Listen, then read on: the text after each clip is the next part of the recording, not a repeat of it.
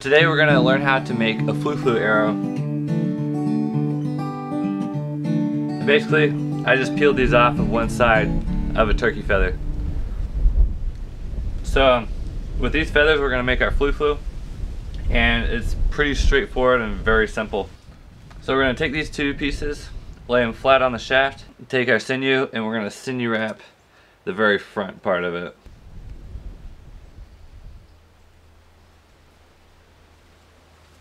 So what we want to do with this now is you'll notice it goes all the way down to the end, but we're going to want to twist this. So we're just going to kind of manhandle both of them and just twist the arrow as we come down.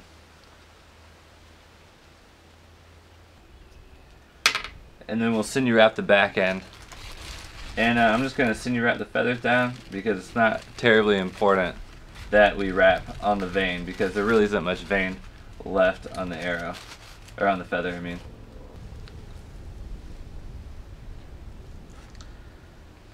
Now the purpose of a flu is basically just to slow down quickly, because you'll use it when you're hunting like birds or squirrels or something that you're going to be shooting up in the air with. And so the idea is that the flu will cause the arrow not to go very far. And so that's pretty much what you want. And it'll also cause it to spin very rapidly, which is also good. And as that sinew dries, it'll shrink and it'll get real tight on there. Now you can just pull these apart. If they're sticking to each other and laying down, just go ahead and pull them apart and they'll stick right out, and they'll be able to grab air a lot more easily.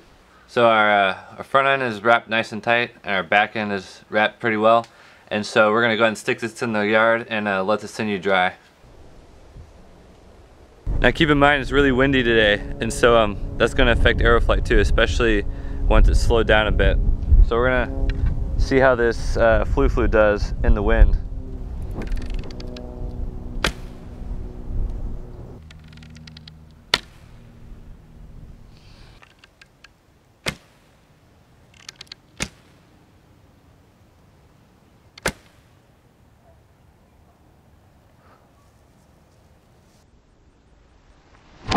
Now this flu has a pretty cool concept, and basically the concept here is it's taking forward energy and changing it into rotational energy.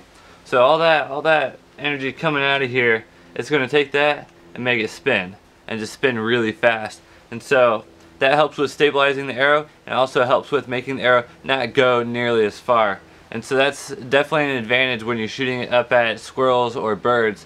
You don't want your arrow to go very far, but it's still going to hit pretty hard at close distance.